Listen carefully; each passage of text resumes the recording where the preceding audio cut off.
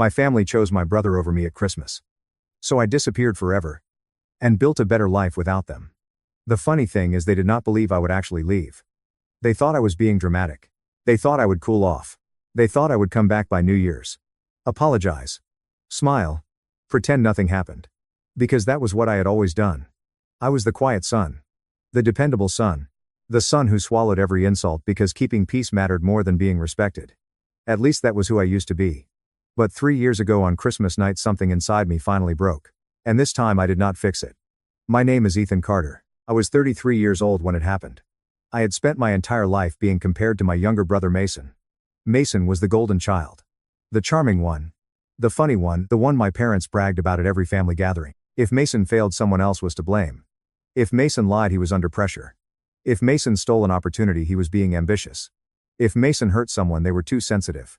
And me, I was the responsible one. The one expected to understand. To forgive. To help. To stay quiet. Growing up, I heard the same sentence so many times that it became part of my childhood. Be patient with your brother. When Mason broke my things, be patient.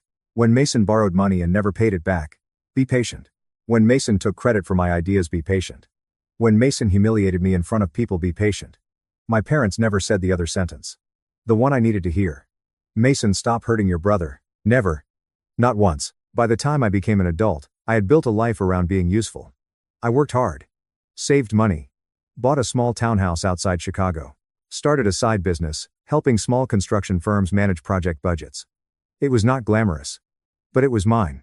And for the first time in my life I felt like I was building something no one could take from me. Then Mason did what Mason always did. He took interest. At first he mocked the business. Called it boring. Said spreadsheets and contractor budgets would never make real money. Then when he realized I was getting clients, his tone changed. He started asking questions. How did I price my services? Who were my clients? What software did I use? How did I pitch myself? I answered because I was stupid enough to still think brothers should help each other. That was my first mistake. My second mistake was telling him about my biggest client. A regional remodeling company that was expanding into 3 states. They needed help organizing job costs, timelines, vendor payments and forecasting. It was the kind of contract that could change everything for me. If I landed it, my side business could become my full-time career. For 2 months I worked on the proposal. Nights. Weekends. Early mornings before my regular job. I built charts. Cost models. Timeline systems. Risk reports. A full operational plan. I was proud of it. More proud than I had been of anything in years. 3 days before Christmas I was supposed to present it. Then the company canceled. No explanation. Just a short email. Thank you for your time, but we have decided to move forward with another consultant. I was disappointed. But that happens in business. You lose bids. You move on. At least that is what I thought. Then Christmas came. My parents hosted dinner every year. Same house. Same decorations. Same forced smiles. 30 relatives packed into the dining room and living room. Aunts, uncles, cousins, grandparents, children running around with toys. The smell of turkey, cinnamon and pine candles filling the house. I almost did not go that year. I was tired. Embarrassed about losing the contract. And honestly, I did not want to spend another holiday listening to my parents praise Mason for doing the bare minimum. But my mother called that morning. Ethan, do not make me beg.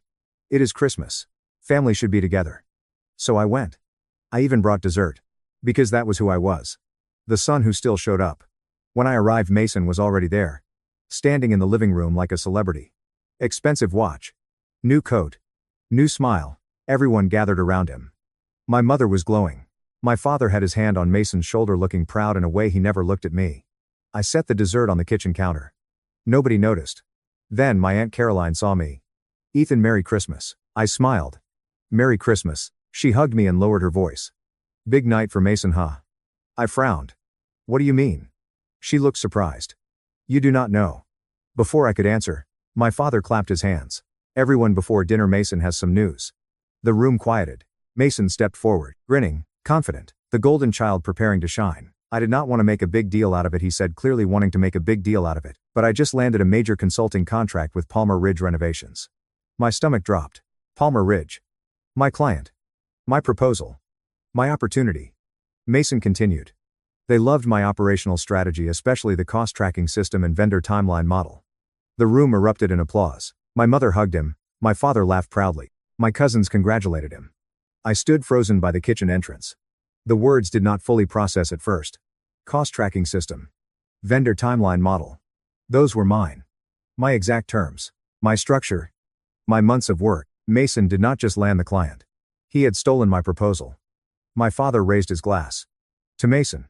Proof that when you take initiative, good things happen. People laughed and cheered.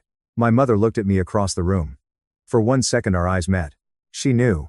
Maybe not everything. But she knew enough. And she looked away. That hurt more than Mason's announcement. Dinner began 20 minutes later. I sat near the end of the table, quiet, barely touching my food. Mason sat beside my father. The place of honor. The entire meal became a celebration of him. His success. His future. His ambition. My mother kept saying I always knew Mason had that entrepreneurial spark. My father said some people wait for opportunities. Mason creates them. I stared at my plate. Trying to stay calm. Trying not to ruin Christmas. Trying to be patient. Then my uncle asked, Ethan, are not you in the same line of work? The table got quiet. Mason smirked. A little. Ethan does more of the back office stuff. Back office stuff. My own idea. My own work. Reduced to back office stuff. I looked at him. You mean the proposal you stole? The room went silent. Forks stopped moving. My mother's face tightened instantly. Ethan. I did not look at her. I kept my eyes on Mason. You used my files. Mason laughed. A fake laugh. The kind people use when they are trying to make someone look crazy. Come on, man. Do not do this. Did you use my files? He leaned back. We talked about ideas. That is not stealing. I felt my pulse rising.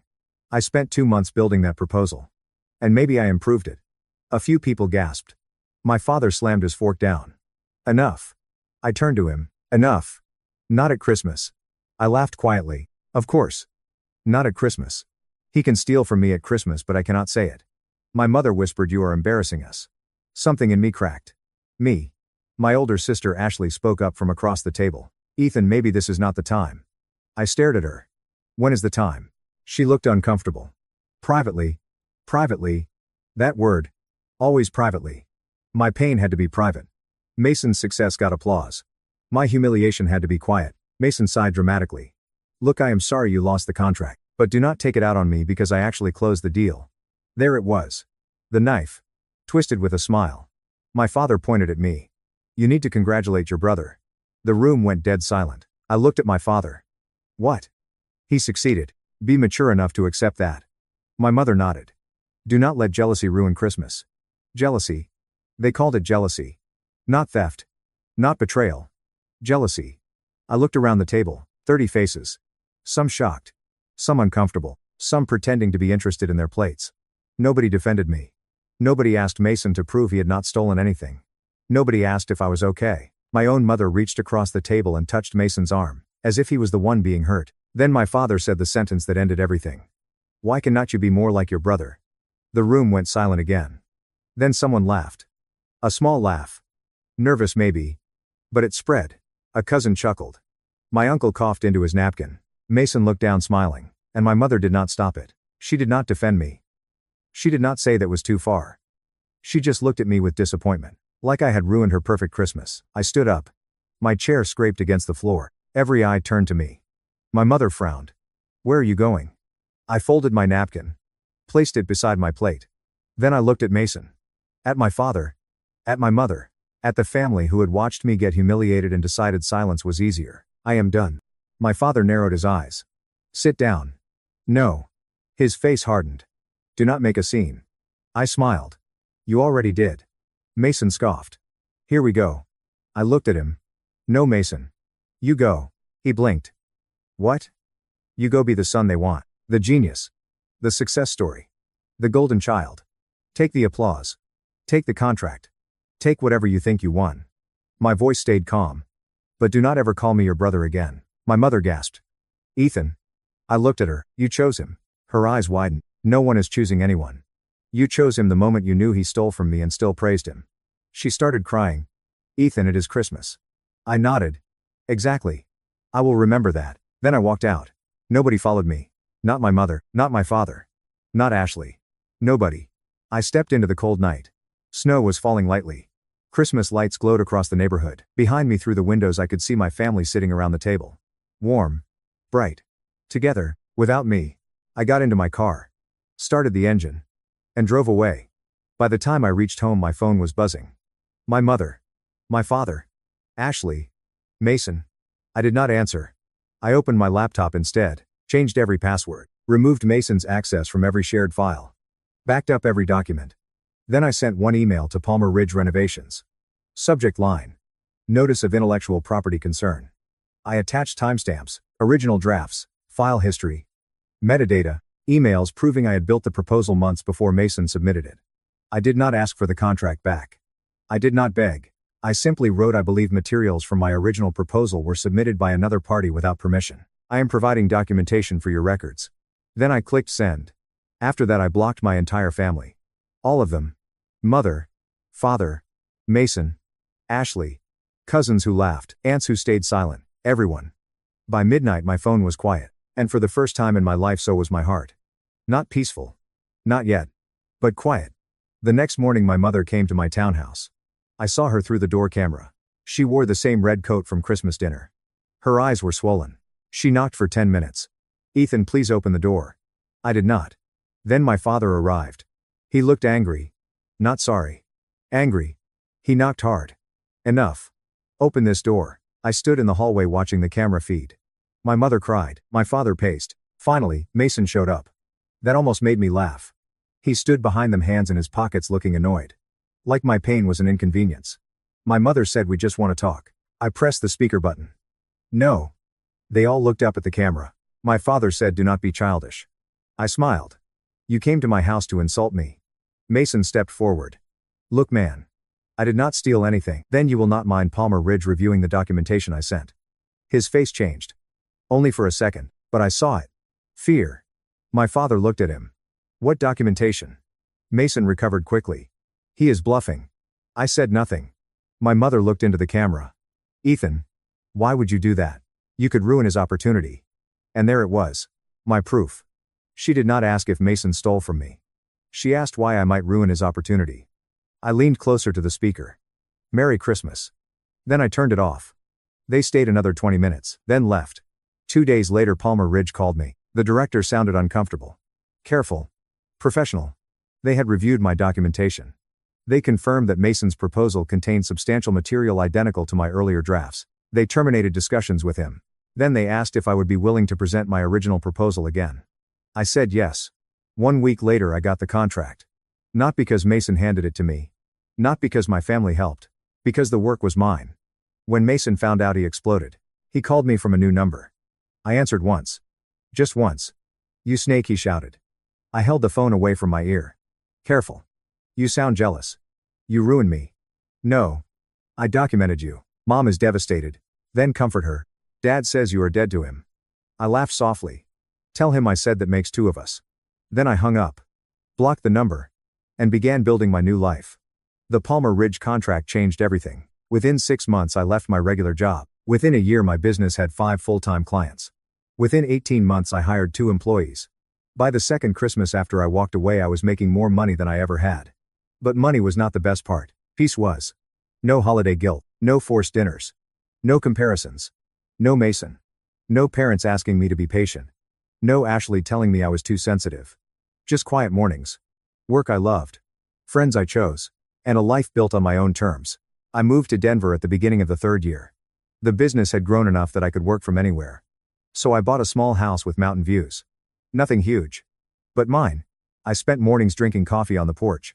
Evenings walking trails. Weekends building furniture in my garage. For the first time I was not waiting for someone to choose me. I had chosen myself. Then 3 years after that Christmas dinner my past found my new address. It was December again. Snow on the ground. Lights on porches. The same season that had once felt like a wound.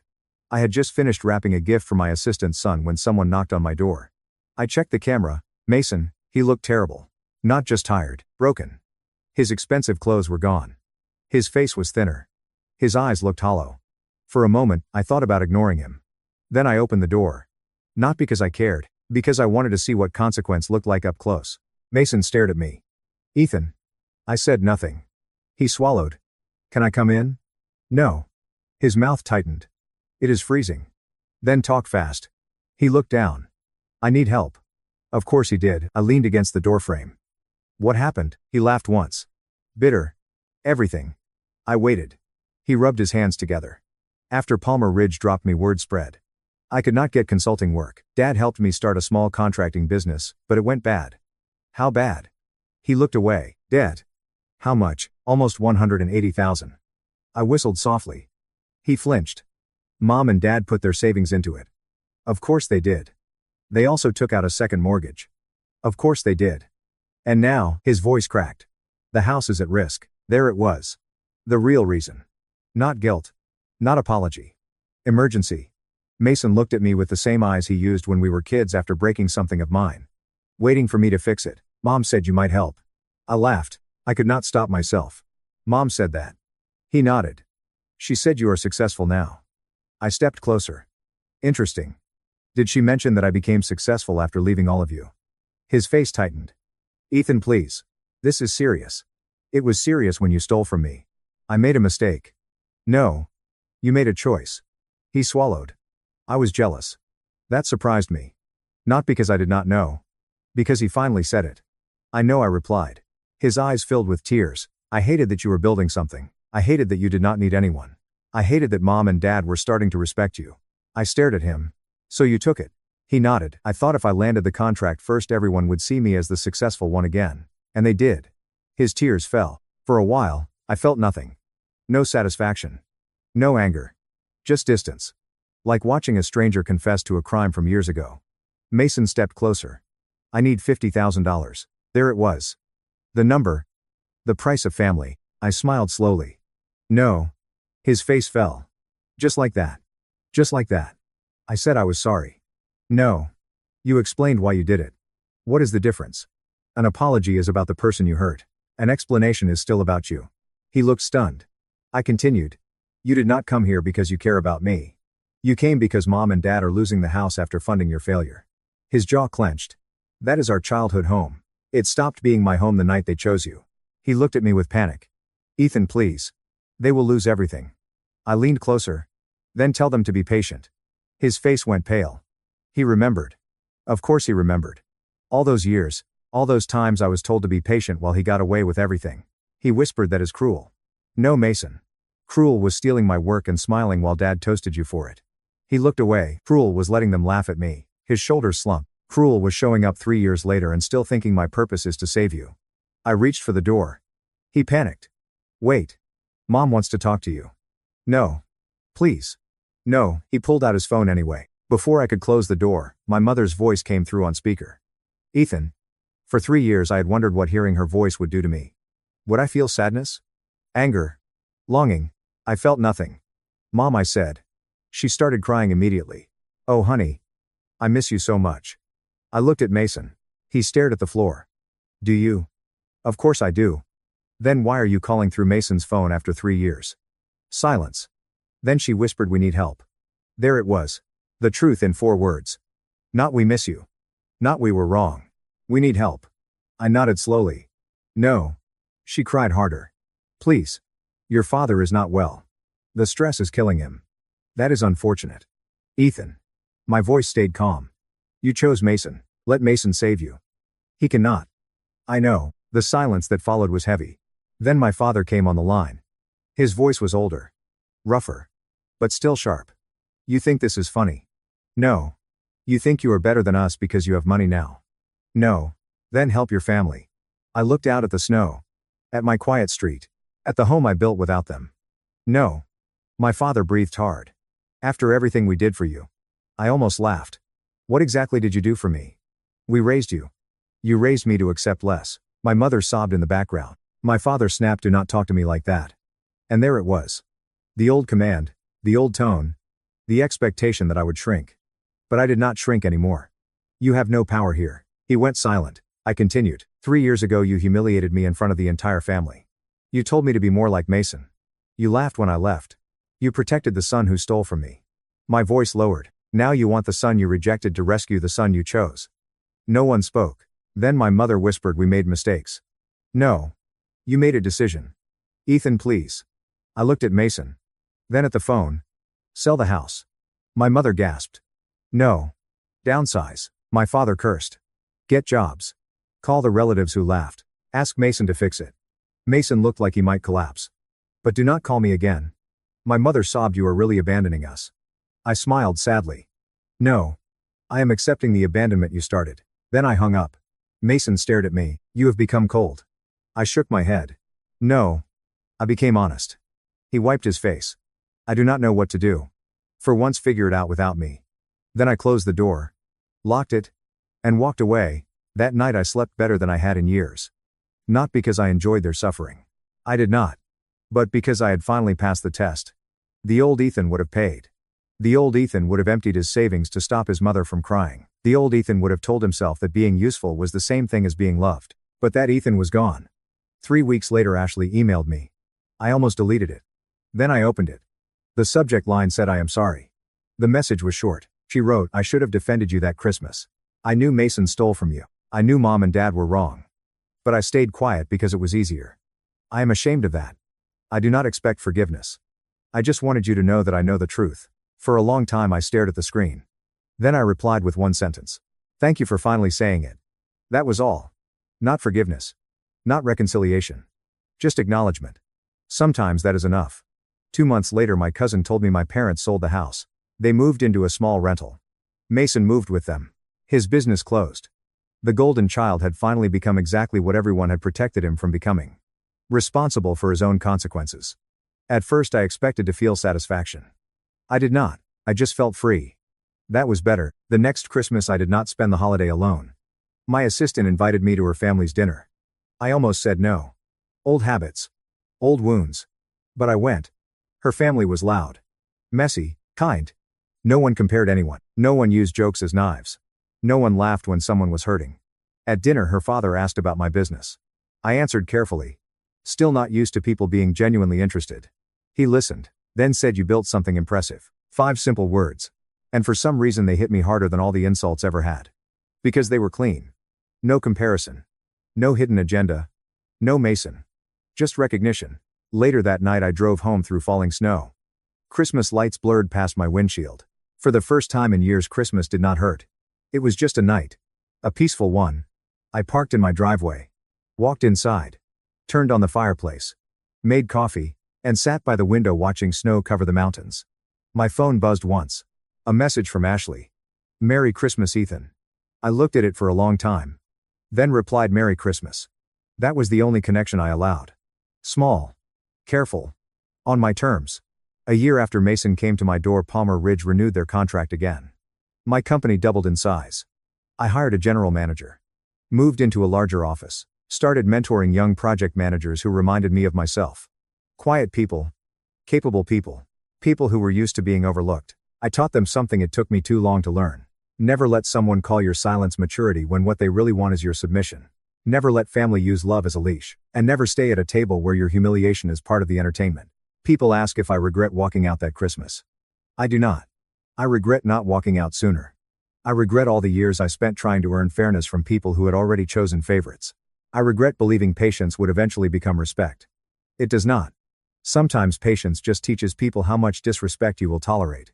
That Christmas my family chose my brother over me. They laughed when I left. They thought I would come back. They thought I needed them. But what they did not understand was simple. When I walked out of that house, I did not lose my family. I lost the people who kept me from becoming myself. I disappeared forever. And while they protected Mason from consequences, I built a life beyond their reach. A better life. A peaceful life. A life where no one compares me to the brother who stole from me. A life where my work belongs to me. A life where my home is safe. A life where Christmas feels quiet instead of cruel. Mason got the applause that night. He got the toast. He got the table. He got the family. And for a while maybe he thought he had won, but I got something better. I got out, and I have never looked back.